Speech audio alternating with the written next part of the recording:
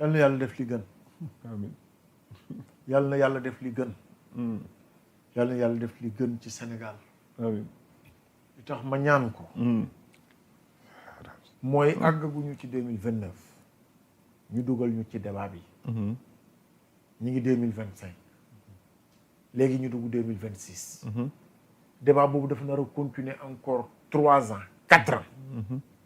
sunu kanam. Sonko sera candidat. bu ko Pape Maada waxee. ñu nangul ko ko. comme noonu.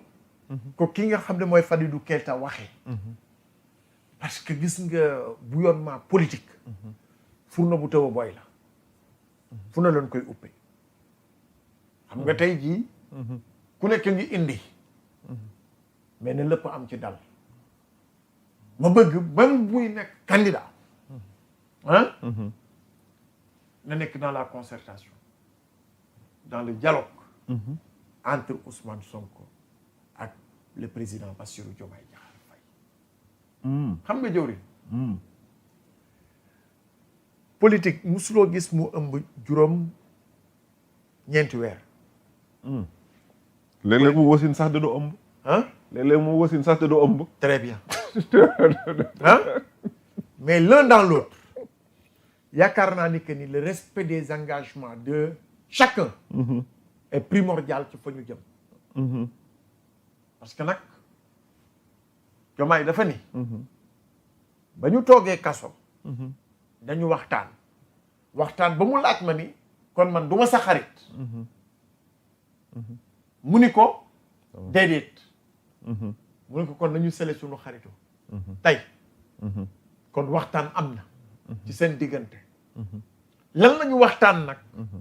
nan lañ ko waxtaanee ba agsi fii tey. fa ñu jëm ko dàq. dama leen cette dualité doit être préservée. man loolu mooy sama conviction. moom lañ bëgg de. maintenant la candidature de Ousmane Sonko. ou bien la candidature du président Bassirou Diomaye Diakhar Faye. pour un deuxième mandat. ñoom buñ ci waxtaanee dinañ ci jubóo. foofu laa mën a yem. tëjee nii ay xeexu mag. bugguma ci addu ba di ci xuus parce que bugguma ko ci loolu. nga baal. Bon, il n'y a même pas de débat à poser. La candidature de Sonko pour 2021 ne souffre d'aucun doute, normalement. Rabat d'arrêt boobu ñuy suscité. la ca gàllankoor candidature am na si bi da ko faase. ba pare.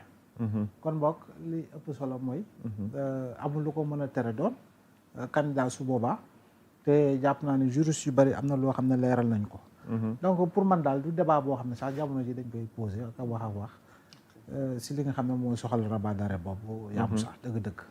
ok alors Ismaïla may ma benn image bi marqué tey réew mi voilà.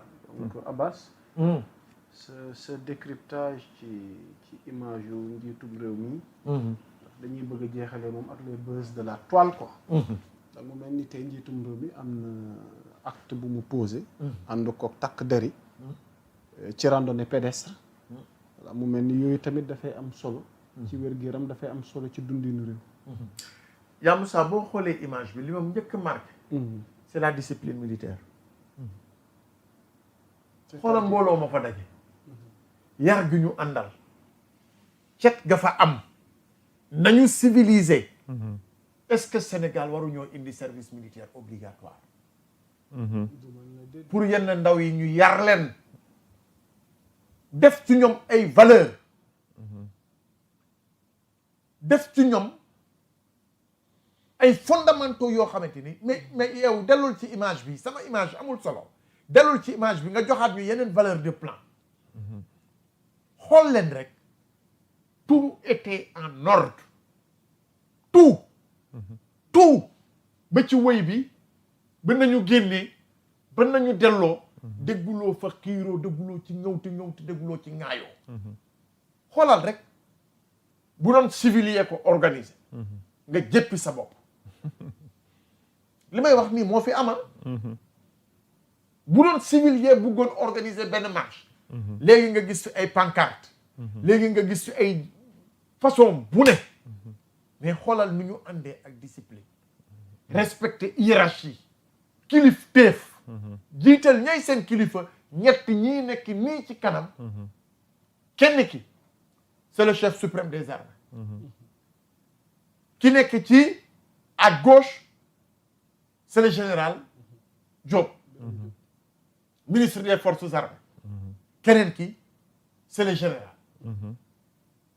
xoolal ñëpp nekk seen ginnaaw sol seen yëre yu civilisé Sénégal nañu dellu si waat ci fondamentaux yi léegi nag communion la entre le chef suprême des armées et ses troupes ñu ànd pour wan nit ñi ni wérgu yaram day participer ci liy dundal xol comme def nañ ko mu ànd si jàmm ci salaam mënuñu lu muy saluer ko te la mu doon tëjee mooy la semaine des forces armées ba pare ren ñu jël thématique bu am solo mu jëm ci JOJ yi nga xam ni Sénégal war na ko organiser lan moo ci war a nekk taxawaayu armée loolu yaakaar naa ni que ni moment de communion la parce que Sénégal bu dee organiser xew-xew bu mel nii te mu njëkk a am ci biir Afrique fii ci sunum réew yaakaar naa ni que ni xoolal discipline bi rek xoolal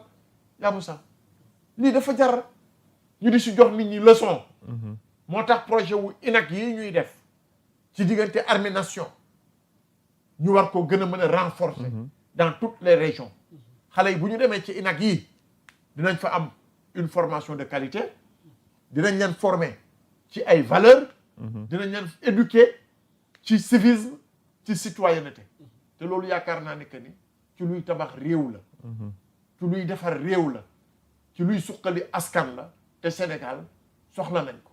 macha allah jëwriñ Ndiassé loo ci dolli. waaw doxantu bi pour wér-gu-yaram la woon ah. waaw randonnée pédestre.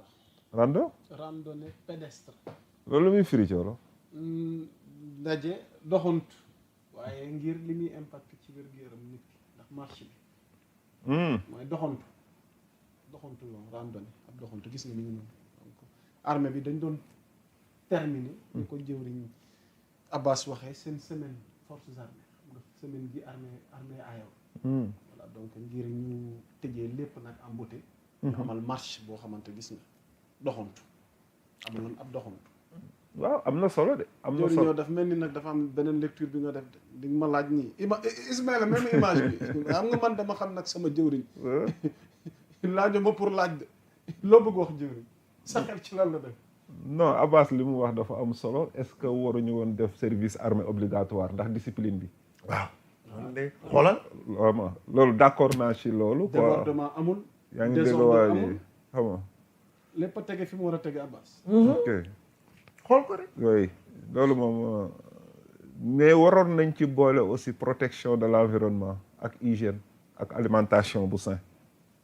ok dolli ci tënk ko ci civisme bi rek. civisme parce que tamit yaa Moussa war nañu xool sunu environnement yi sunu environnement bi au niveau de.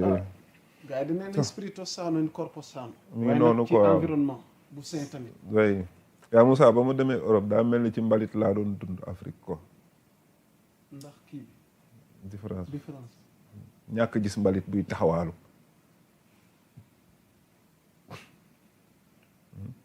Sénégal li ñuy produire ci mbalit dafa bëri trop. ramassage yi c'est pas ponctuel sunu marché yi c'est du n'importe quoi. donc war nañu mën a sunu marché traditionnel yi war nañ ko mën a tas def ko des centres commerciaux quoi. particulièrement marché Tilène. ak marché Castor.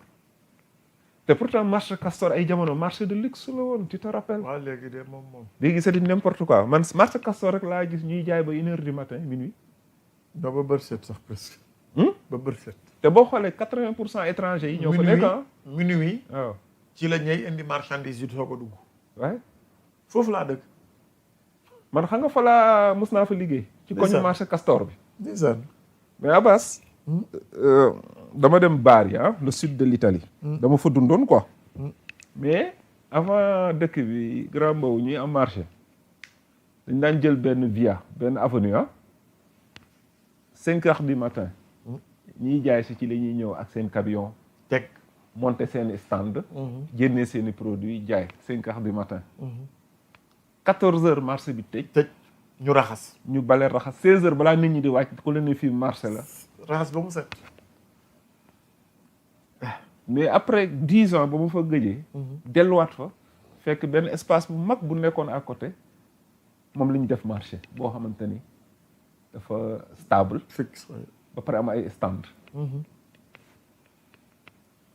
maanaam da nga gis ne ñoom seen maire yi dañuy liggéeyal askan bi askan dañuy nekk au service de l'askan ko ba ma si yoon bi Italie dem naa Venise Abbas waay mais Venise xanaa foofu ma ne fii de kenn du fi nekk di wax inondation dëkk boo xamante ni ko ñi ndox la amul oto dëkk bi yëpp village yëpp ci kaw ci biir ndox la nekk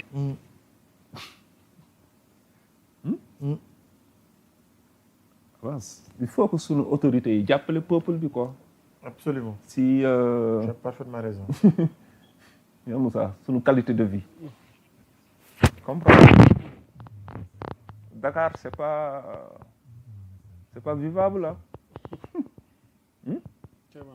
Dakar c'est pas vivable kéemaan la wallaay donc waaw nañu gën a xam nga président commencé woon na fi ba muy doog a kii setal chaque xaw ma ñaata mois loolu war nañ ko delloo si de mais du sotti parce que loolu du métier kii bi dañu war a am ay services hygiéniques yoo xamante ni dañuy ponctuel ko nekk au service c'est important Diop loolu la quoi macha allah oui nii non sëñ Ablaye di féliciter armée bi ah ñu jeexal ak yow ci image bi ci image bu rafet la quand même parce que dañu koy fàttali toujours armée nation la ñu wax et l'armée sénégalaise a toujours été une armée professionnelle bi nga xam ne nag elle a toujours été au-dessus de la mêlée armée la boo xam ne dañ ko teel a day jox confiance sur le plan international commençant par la guerre du Liban déjà l'armée sénégalaise ñu ngi fa woon dans le cadre de la mission des Nations Unies mu nekk une armée républicaine à tout point de vue armée boo xam ne daal c'est une fierté léegi nag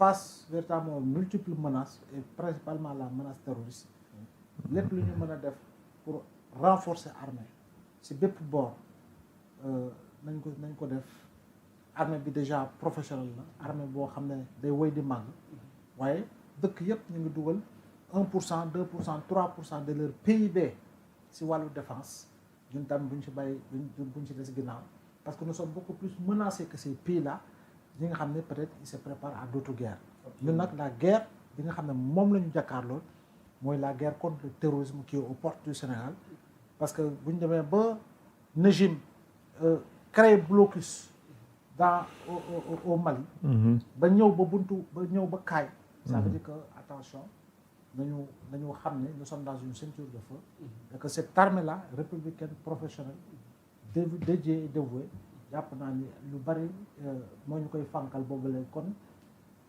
ñaanal leen ba pare ressources yi moom saa su ne nay yokk sur le plan technologique sur le plan des hommes sur le plan de tout parce que tamit soxla nañ ko. jërëjëf alors ci kàddu Abdoulaye moom yooyu dañuy yëkkatee jotaay waxtaan wi di baaluwaat ak ñi nga xamante nii bàyyi woon nañ seen yitte toog di ñu teewlu ci jotaay Bonsoir Sénégal gi mbégte la woon tey ndax sunu jëwriñ il est de retour parmi nous jëwriñ Diassé namoon nañ ko lool soxna laal la ñu ngi ko séntu incha allah dimanche prochain mu ànd ak ñun rek daal ñuy dool ci émission bi rawatina nag ki nga xamante ne moom mooy sëñ Abbas alors ñu ngi leen di jaajëfal yéen waa plateau bi di jaajëfal ki ñu nekkaloon ci technique bi voilà donc Ismaïla ñu ngi lay jaajëfal nga ànd kook Haj Malick ñu ngi koy jox wàccuwaay di ko baalu ak waaye di delloo lépp nag ki nga xamante ni moom mooy madame Ndiaye ci coordination bi ci gunge bi ci jàppandil bi voilà donc ñu ngi koy nuyuwaat di ko jox wàccuwaayam mu tegal ñu sunu nuyoo jotaay bi ci loxo kilifa kër gi Alaaji Papa Ngagne Ndiaye